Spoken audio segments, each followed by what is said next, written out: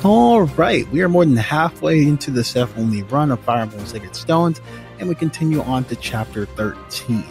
I start the map by deploying Vanessa and using her to pick up Erica to a safe location, then rush Seth in the battlefield like a homicidal maniac as he begins to take care of a large amount of enemy units.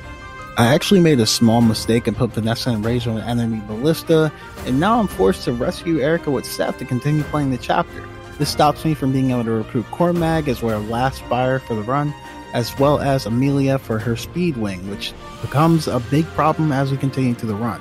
This loss of speed actually made Seth not fast enough to double the Demon King, meaning the rest of this run is going to be an RNG fest.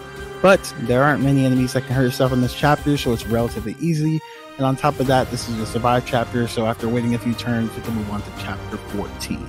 I start chapter 14 by trying to head to the left side of the map as soon as possible. I know one of the chests contains an energy ring and now be used to fully cap out Seth's strength. I use the entrance of the door as a choke point to take out the enemy cavaliers that spawn on the bottom of the map, and continue my way through the map to recruit Renat and start my way towards the boss Carlisle. He has a wind sword, which is one of the only two swords that have 2 range in this game, but it doesn't matter because Seth does not care about any of that. I take out Carlisle and use Renat's secret card to enter the secret shop and purchase a bunch of killer lances and killing edges, as well as silver blades used for the remainder of the run. We skip a short cutscene where Joshua's mother is killed and continue on to chapter 15. Chapter 15 is where this run starts to show a high level of difficulty if you don't know what you're doing. I tried to deploy Dozla so he can stand at the temple, so he can hold on to Erica while Seth clears out the rest of the map, so I run to the top left and defeat Kalik, and he goes down very easily. He gives us the Hoping Guard, which ends up getting stolen from me later in the next chapter, but besides that, Ephraim and Dosel and Noel show up at the bottom left side of the map, and they're in a horrible position, so it's really hard to rescue them. Thankfully, and also hilariously, Dosel is surprisingly tanky, and he's tanky enough to never die if you place him on the fort in the first turn. So you just use him to rescue Ephraim, stand on the fort, and you're good to go. But, of course, Noel cannot be saved, and he is banished to the Shadow Realm for the rest of the run. I spend my time finding useful items hidden in the map, and then head down to clear the bottom enemies, and then take on Walter in Mortal Kombat. I was worried Walter would proc Pierce and do a lot of damage based on his basically being able to use Pierce to pierce through my defenses to do actual damage to Seth, but this didn't actually end up happening, and after 3 stabs of the steel lance, he goes down pretty easily. And then after that, we just move on to chapter 16. This chapter is an absolute cakewalk in comparison to the last one. None of the enemies pose any threat to Seth besides the Purge mages towards the top hand side of the map. Like I said earlier, while I was trying to get treasure chests in this map, I ended up getting the Hoping Guard stolen off of Dusel, and I wasn't able to get it back because I didn't have the thief of my own. So Seth tries to kill the thief before he's able to steal more stuff, but it was too late. So unfortunately I lose the Hoping Guard, so hopefully it doesn't come into play that I get crit further into the future, but you know, well, it is what it is if we do.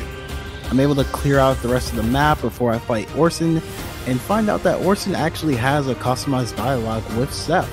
So it actually felt like this is a battle that was supposed to happen in the game, and it's like actually canon. I decided to not kill the 2 staff users to allow Orson to receive enough handicap for this climactic battle and start this fight to the death. Even though Orson was a formidable opponent, at the end he was not strong enough for Seth, and he proves that he's a better knight, so we can move on to chapter 17. Chapter 17 is honestly a cakewalk as well, since all you have to do to complete the chapter is to kill Leon. I rush Seth up to him as soon as possible to get the job done quick.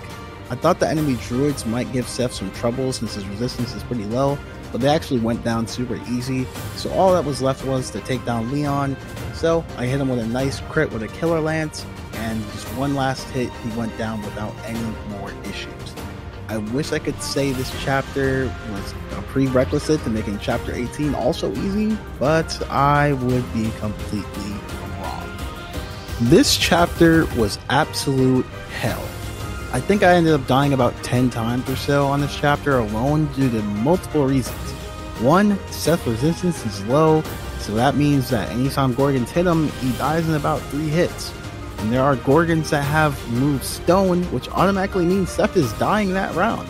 And third, Seth cannot kill a Gorgon in 1 hit, meaning every time I go into combat, I either have a chance of losing 1/3 of my health or I get turned to stone and I just need a reset period.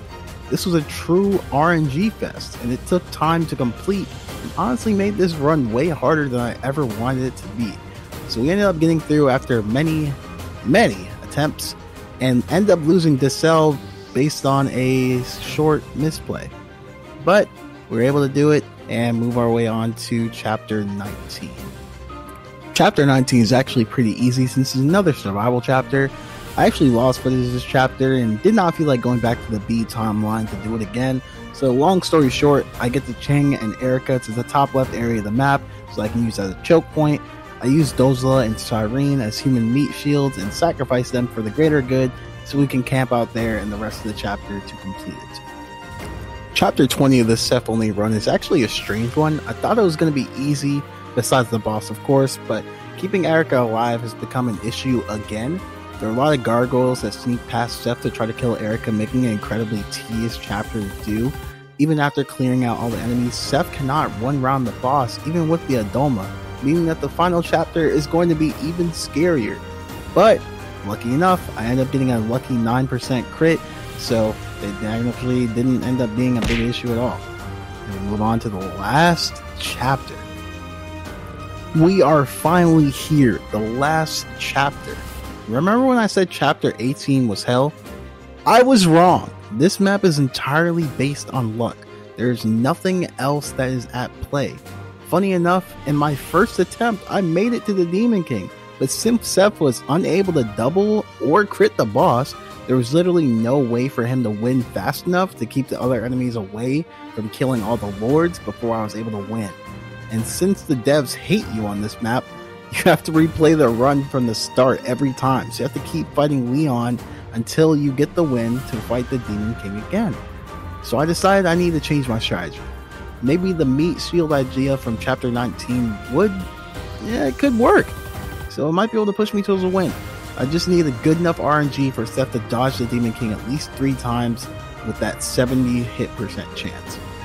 I would use all of my other units to pull aggro away from Seth and allow him to heal when needed, and this strategy would allow me to get the win. Even after all this time of going solo, it turns out Seth's friends are his true power after all. And after one last swing from the Adoma, I did it. I defeated the Demon King. Peace was brought back to the land, and Seth was praised as one of the greatest knights who ever lived. The only cost was all the friends that got him there in the first place. But that's it for the video, guys. This run was incredibly fun and is inspiring me to do my own Iron Man run of Sacred Stones as well, so be on the lookout for that. If you like these types of videos, be sure to subscribe. I put a lot of time and effort into making these, so I really appreciate the support. But thank you so much for watching. I hope you have a great rest of your day.